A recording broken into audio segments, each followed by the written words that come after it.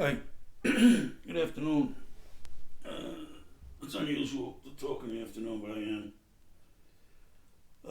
Joe Weinberg, Bluebird, Semaphore, and this is going to be World History for Ordinary People 45. And I believe I said last time that I would not linger much longer with India and the Far East, really, in general. I was going to put that behind me. The Far East, the Central Asia, the Mongol Empire, India. We did a little bit of the Middle East, the Near East, a little bit of Russia, Southern Russia. But I wanted to go on and get talking about Western Europe. And, Europe is pretty much divided into Western Europe and Eastern Europe. So, the part of Europe that I'm talking about, which is Western Europe, and the way I have it delineated is we're going to go to pretty much the North Sea, and we're going to get on terra firma there. So we're talking about being in Belgium and being in Germany, being a little bit of Poland, and then proceed south through those countries, and eventually going through Italy, going through France, we'll be in the Mediterranean. So this is not all of Europe. It's just that axis going north to south, but not too far east. In other words, I'm not going to put Greece in there. I'm not going to put southern Russia in there. I'm going to leave those for another discussion on Europe. But I want to concentrate on that axis from the North Sea down to the Mediterranean. And it's I don't know this neck of the woods that well, but I hope to learn a lot about it as I look into it. Now, I'll say right off the bat, this is essentially my culture. This is where, when I went to grammar schools and high schools and the family, this is what we were. We were those Latinized descendants of Rome. And then you grow up and you go out into the world and you kind of forget about all this. And I actually made statements that a lot of the history they didn't teach us in grammar school and high school, the history of our own culture. Well, as I started reading this, I started to recall many of the things that I was taught. So they actually did teach us about our history and our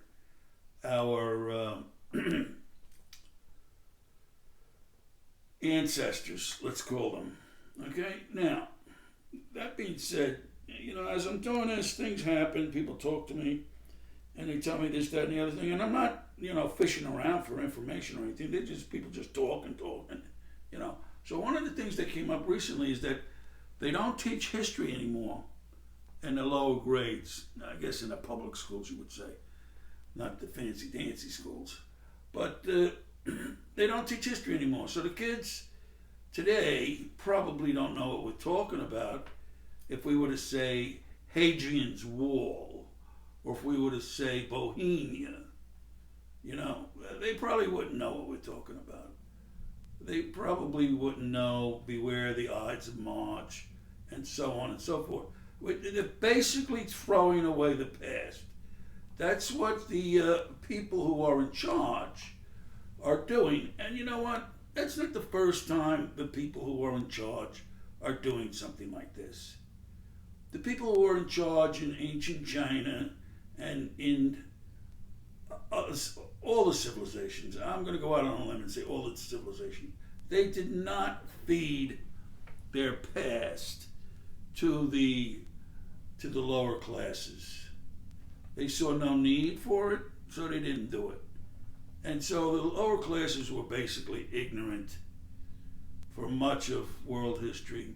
They didn't know about their past, and they also, well, they had a slight idea where they were going because they were looking out for their welfare, and they had to keep tabs on those people who were ruling the world to make sure that in the coming months and years that these lower classes, they wanted to make sure they would still have a roof over their head and food. And anyway, to get to the point that I'm going to try to make is that, so I'm reading this, and I pick up books now and I'm reading them, and so one of them, a book on Western civilization. And of course, I got to make that bridge between history and the intellectual activities that go on in these countries. So this book on Western civilization is going to be more about the intellectual thought, but you can't get away from the geography.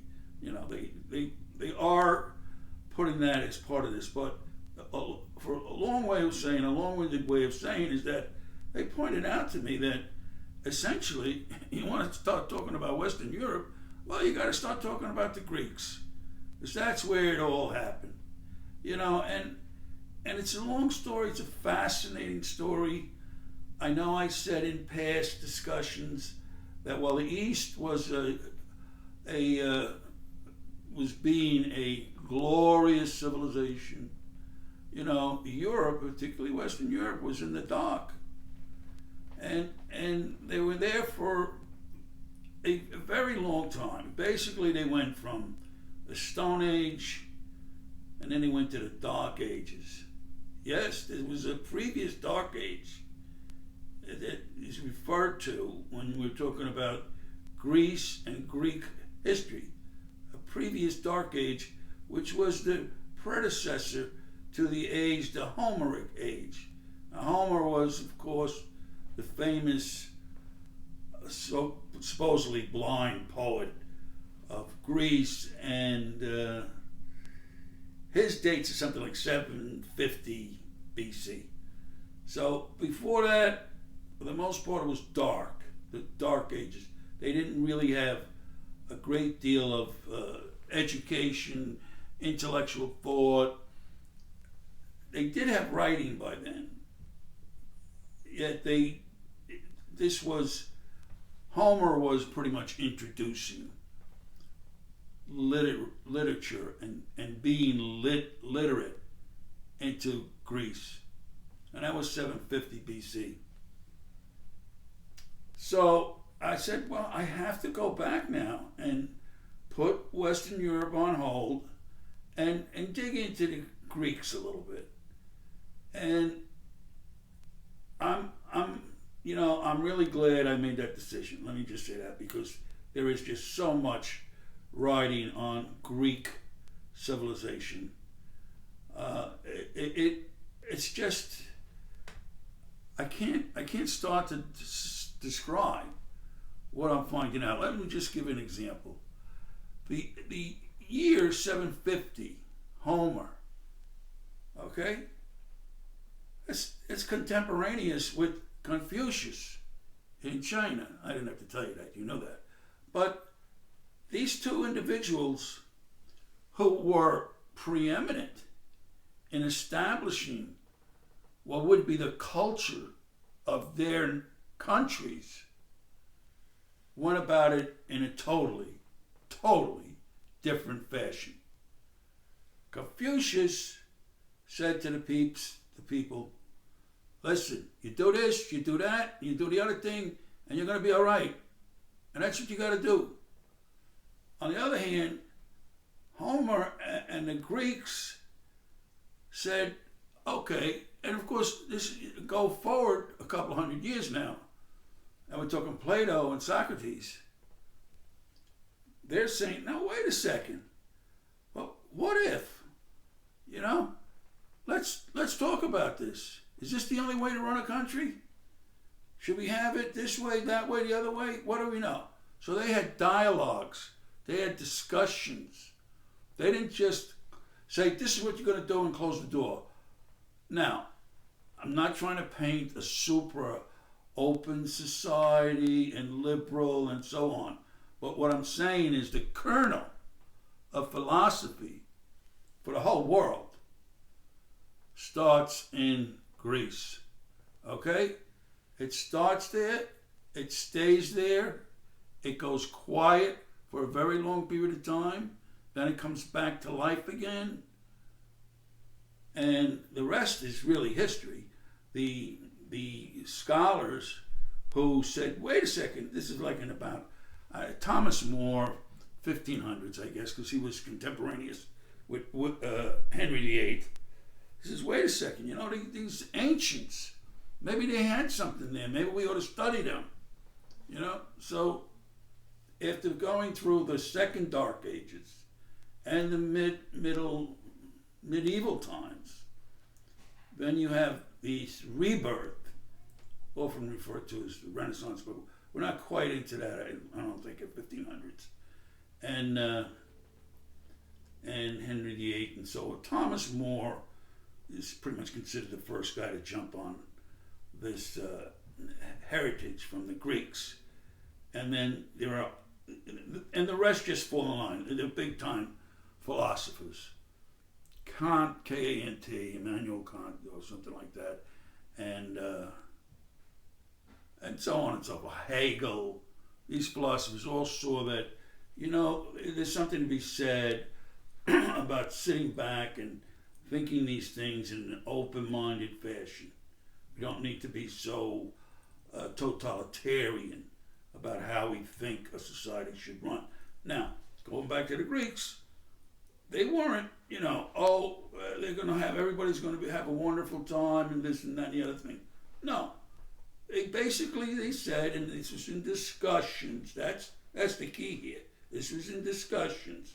They had councils. They had a lot of people on these councils. And they said, well, we think the best way to do this is to slice up the civilization, the city-states, slice them up into three sectors. You're going to have the producers, you'll have the warriors, and then you'll have the rulers. And you slice them up, and that's what the city-states of Greece were. Now, does that sound very open-minded and liberal and out there doing goody-goody for everybody? No. But it certainly was a heck of a lot better than what was going on in many other places of the world. But certainly in China, you know, the masses were certainly, you know, they didn't have anything above subsistence living. They knew nothing. They made their rice and they went home. And some of them didn't even go home because they didn't have a home. So this is the key. This is where it all starts, and we have the Greeks to thank for this. And not only were they exceptional thinkers and exceptional philosophers and people who would do the, you know, they would not be egotistical about it. They would want to discuss it with somebody else and somebody else and so on and so forth. But not only were they great thinkers and artists, they were also great travelers.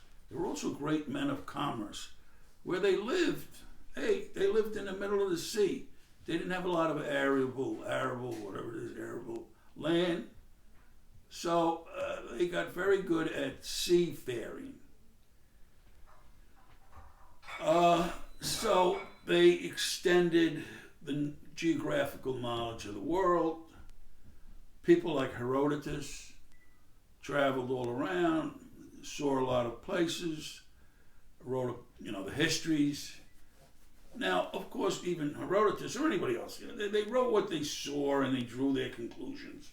You know, the earth was flat, it was encompassed by a ring of water, and, you know, after that, it was anybody's guess. So, you know, I mean, these people didn't quite have it figured out yet, but what they did have figured out, I I say is the need to be open-minded and to engage in discussions and engage in inquiry. Remember, a life without inquiry is not worth living. You remember that from an early world history. So I will bury myself in a little bit of this Greece stuff, and we all know the stories about the city-states, Sparta and Athens, and the one of the things about the Greek gods is, though, although they're all mythological and a little bit up in the sky and heaven and all that, and you go to Mount Olympus and they're up there, they had human qualities, unlike most of the other gods and most of the other places in the world where they're totally mythological, fire-breathing, horrible folks, and so on. So, so the Greeks also set us off in that direction. Now, of course, Homer, I told you, dates are like 750.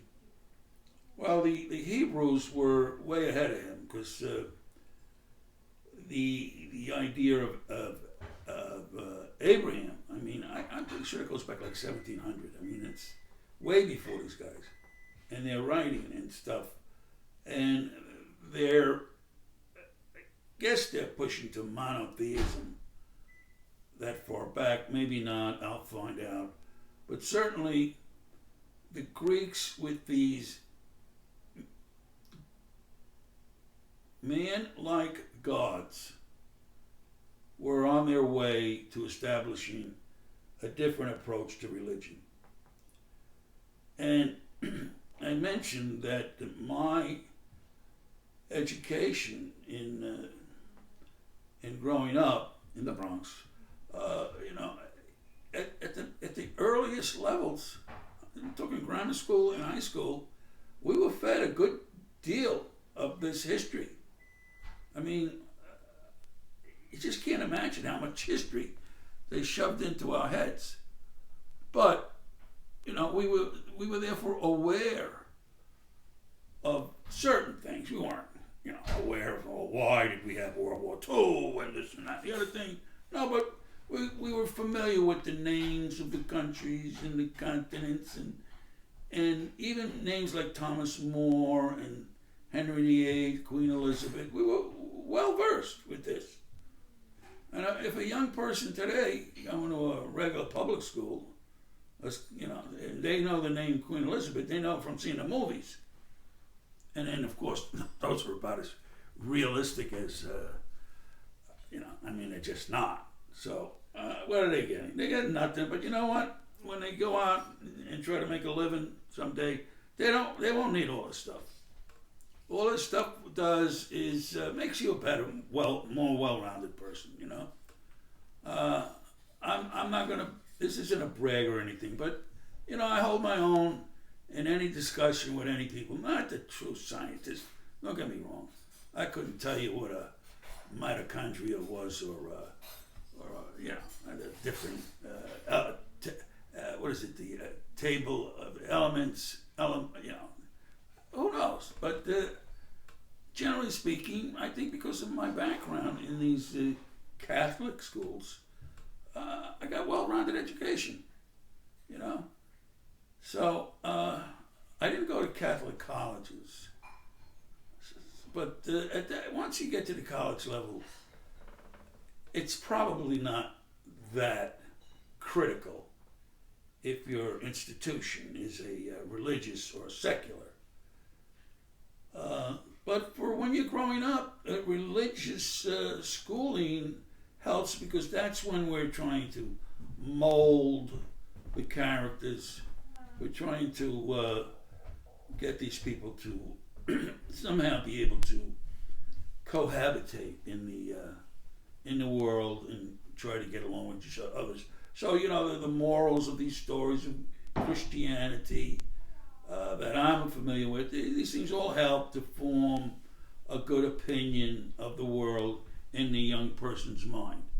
Now, there's certainly other countries that were around in the ancient world that also did very well in as far as having a civilization that was a civilization, and the one I'm going to point one out, one that is going to maybe surprise you is Persia. Persia was a civilization that wanted to live well. They wanted peace. They they wanted to have things of beauty around them. So for many centuries, Persia was seemingly, the little knowledge that I have, they were a civilization headed in the right direction. As you may know, it's really, now it's Iran, but it's up high on a plateau in this southern part of southwestern Asia, a little bit to the east of Arabia, and a little bit to the west of where you start talking India and Pakistan and so on. But squeezed in that space below the Caspian Sea was Persia, high up on its plateau, and they appreciated beauty, art, literature, science, and their ideas were radiated out, so that what the world is today is also, as it is a part of what Greece was, is also some of what Persia was. Yet we in the West, for the most part, tend to discount having gotten any benefit from the East. Very few scholars today that are going to argue that we didn't get a lot from the East. However, for centuries, the East was just scorned, and now, history is a lot more accurate. So we can see Persia as a civilization that has a lot of worthy behavioral characteristics to perhaps feel inclined to give them credit for. The idea that they were all about beautiful gardens right there, and you can't find anything wrong with that. So I'm going to have to study these Greeks and the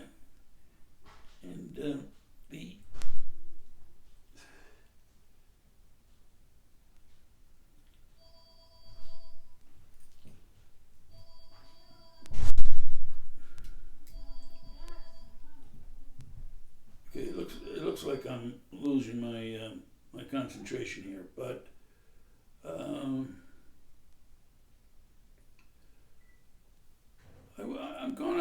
gonna probably do a little bit on Greece, and one of the things in my reading, I found a Parthenon-like building, and this was a painting that in my wanderings, I came across, and I took it. I paid. I probably paid $20 for it, but it's a large painting of the Greek temple-looking thing, and it's kind of, right away you think, oh, that's the Parthenon or the Acropolis or something like that.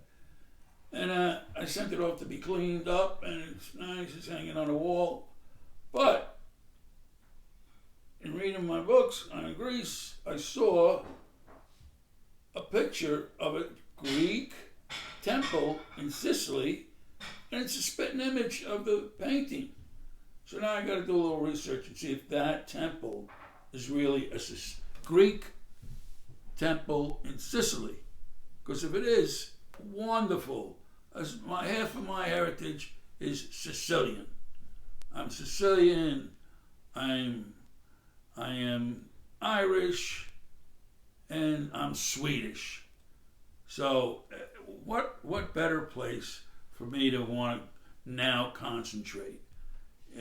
But in that slice of Europe that I talked about at the beginning of this discussion, the North Sea and the Mediterranean.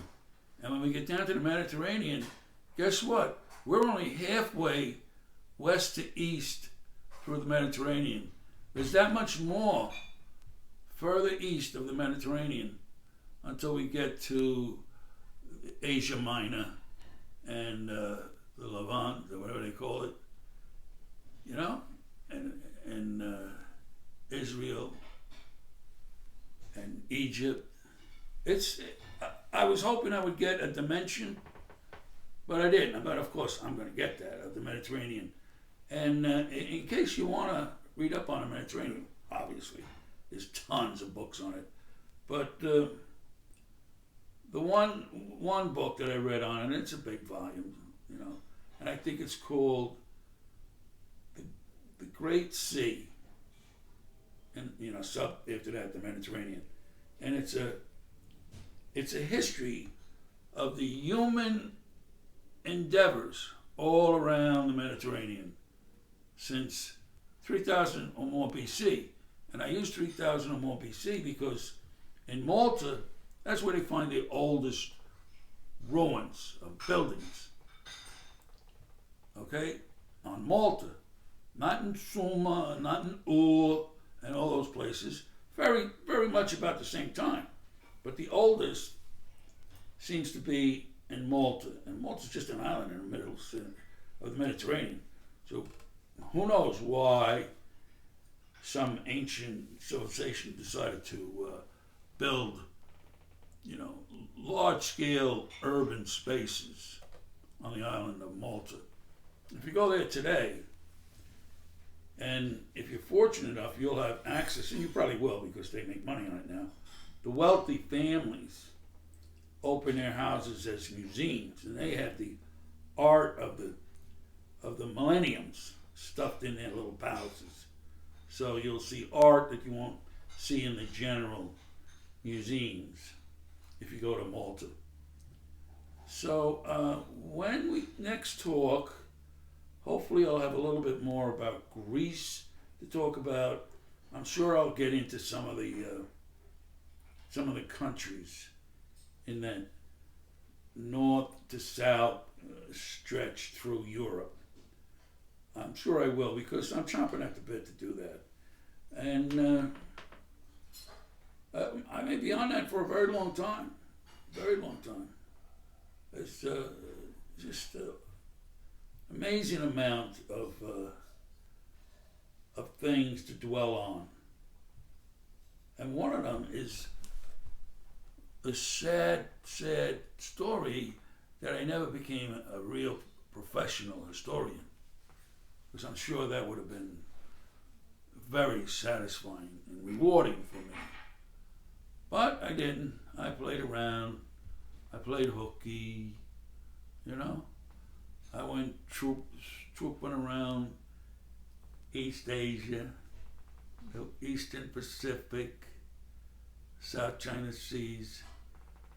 So I didn't do the good thing, which was to buckle down and study. No, I didn't.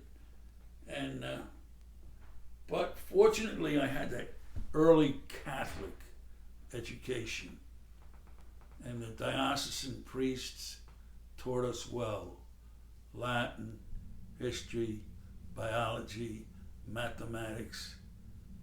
We learned. We didn't read fairy tale stories about Jack and Jill running up the hill when we were 13 and 14.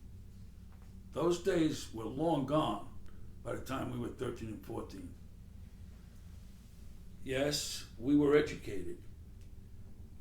Somebody could make a TV series called we were educated or something like that. You know what I'm saying? And do that. However, they don't do that justice. If they ever try it in the contemporary medias, when they try to do that, to do a look back, they don't get it. They just don't get it. They don't get how integrated everything was. Everything. The religion, the civil, the commerce, the entertainment. It was all intermingled. It was one thing. One thing. And I can guarantee you, for my money, I got to go to school. I want those people of religion training the young folk, okay? Because they'll have the knowledge of right and wrong. You may not agree with this religion or that religion, but you got to go pretty far to find a better short code for a moral approach to life than, say, the Ten Commandments. You know? It just, I would, if I had had a secular education in grammar school and high school, I would not be here today talking to you about history. I would not. There's no doubt about it. So, I'm very fortunate to have had that experience that taught me about Western Europe and kept the door open for the other places on the planet. And with that, folks, I think I've gone on enough as a brief introduction to where we're going now. We're going to get a little more background on Plato, on Socrates, on the Greeks in general. We're going to talk maybe about Darius and some of the Persian kings. Matter of fact, I came across one place, I don't know if it was in Persia, it was one country and they had two kings. I wonder how that worked out. But listen, we're going to do that. And you can see I jump around a lot, and I think that's now is etched in stone. This is not going to be a linear approach to history. This is just going to be what I feel like talking about and putting it out there, hopefully in a way that who's ever listening to this finds it compelling and they want to listen and they're learning something and they are motivated to look further. So with that being said, I'm going to sign off for now. Joe Wenberg, Bluebird Semaphore. We'll see you next time.